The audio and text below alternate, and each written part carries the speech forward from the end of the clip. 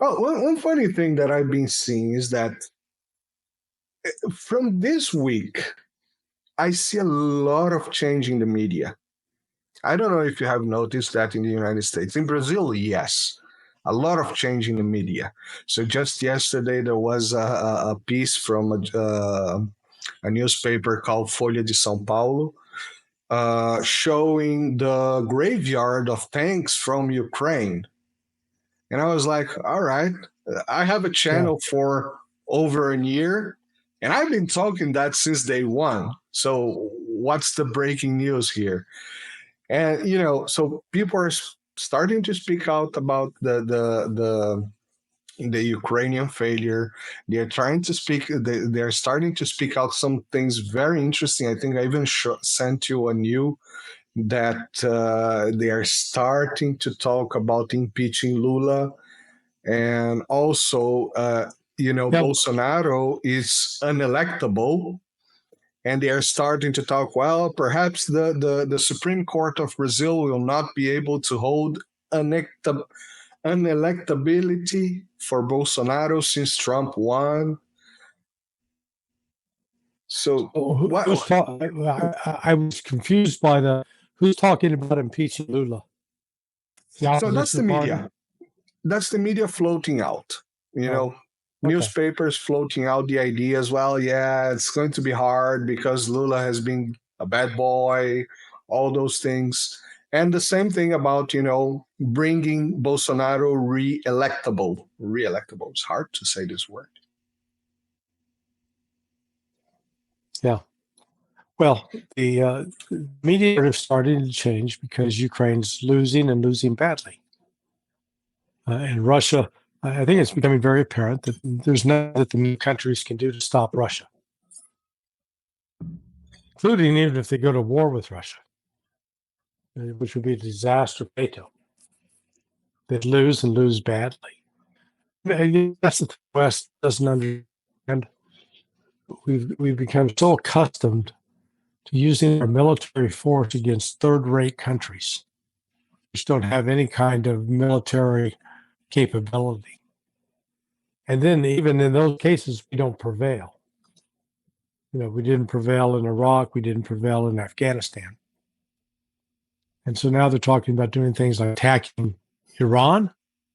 Well, good luck with that. At some point, the United States is going to experience a decisive defeat. We try to attack Iran, and then Iran sinks an aircraft carrier or two. All of a sudden, we're saying, we got to nuke them. But if we nuke them, we're risking nuclear war with China and Russia, and we're not going to do that. You're going to have to get over being angry.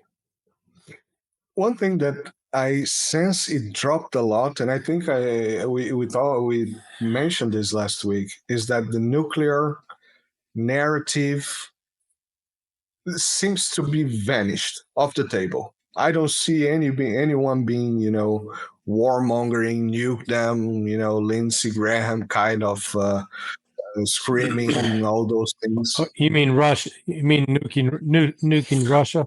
Nuking anyone. I'm not hearing people talk about nukes anymore in the media. Oh, they're absolutely. Oh, yes, that's absolutely. The Israelis are talking about doing that to Iran.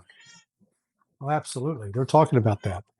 Israel Katz just yesterday said that they were, they needed to go destroy Iran's nuclear facilities. Well, the only way they're going to do that is with nukes. Mm-hmm. Even if they can, and even then it's questionable whether they can actually destroy Iranian's nuclear facility. So, we'll see. But there's talk there on that front. And there's still the talk persists about confronting China. Well, we can't defeat them with conventional forces, conventional weapons. Back to the nuclear issue. Yeah, you wrote a piece just yesterday or the day before yesterday about Iran still being on the table. With Trump on the House. Yesterday. Yesterday. How do you see this? Or it appeared today. Yeah. Do you really think that with new administration they will keep well, of course, Russia, Trump has already said that he wants to get the hell out of there. And the people even made, I have to send you this video, a meme with that scene of Home Alone 2, where, Macaulay Culkin crossed Trump, but they put Zelensky's face and it was Trump going, the way out is over there to the left. That was fun. And so Trump, Yeah, I haven't seen that yet. I'll send you the video. So Trump wants to get the hell out of Ukraine. And, well, at least from the readings of Alexander Mercuris, the China issue, it's more like a peaceful decoupling than going to war, as he reads the previous Trump administration. But how do you see Iran on that? No, the United States still believes that it can militarily defeat Iran. That's simple. And they haven't thought that through. I mean, they talk about it. We got to destroy this, got to destroy that. We got to, conduct regime change. That's what makes Mike Waltz. He's very clear about that. Marco Rubio too. The United States cannot militarily defeat Iran. I'll say it right now.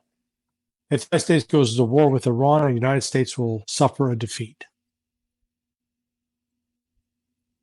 And, because this is a bigger continental force, we don't, we have advantages in terms of air power, but that's not going to help us.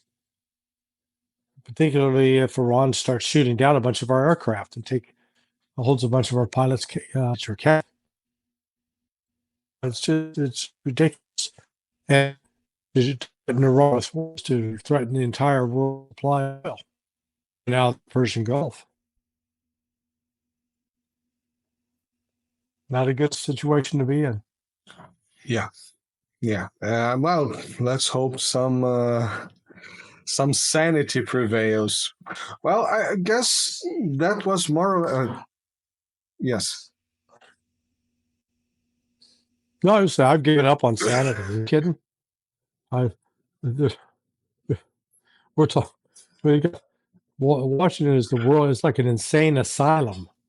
All the crazy people in there. Jesus. It's amazing. It's amazing. I never thought I would live to see this kind of people running the business. I don't think it's compatible at all. Well, that's where business got broken.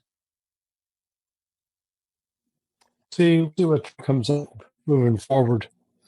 What he's going to do. Yeah, he's still got some key selections to make: DNI, CIA, Defense Intelligence Agency, FBI, Department of Justice.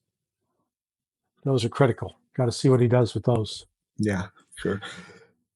Let's hope. Again, let's hope for the best. Larry, I think that was more or less what I had chose for today. And there was this Ukraine 34 drones to Moscow, but I think this is just, another prank attack or whatever they want to call that. Just shooting whatever they have to terrorize people. Right.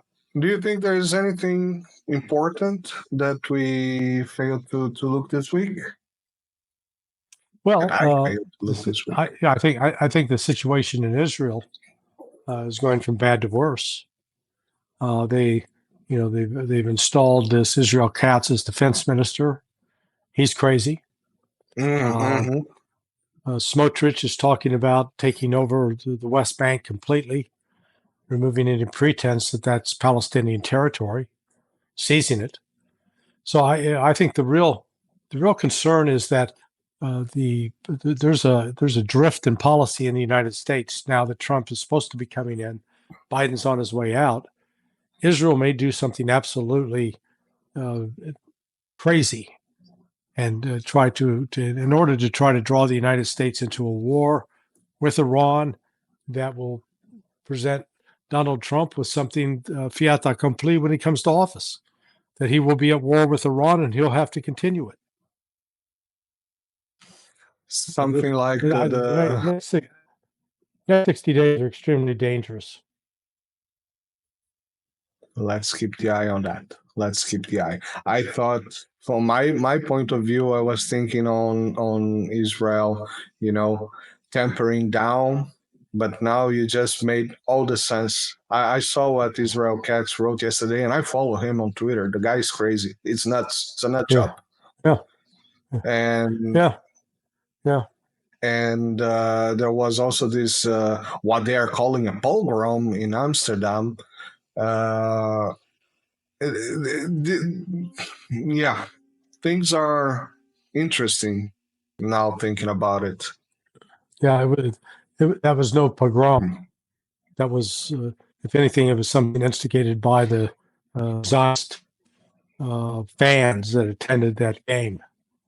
They were out beforehand ripping down flags off of people's homes, singing songs about killing Arabs. Yeah, and then afterwards, they came out and picked up. They launched attacks against a Muslim taxi cab driver, and then picked up clubs, metal bars, as to attack locals. And the locals fought back. Now, really, Israel. I've come to the conclusion that I think Israel has forfeited its right to exist as a country.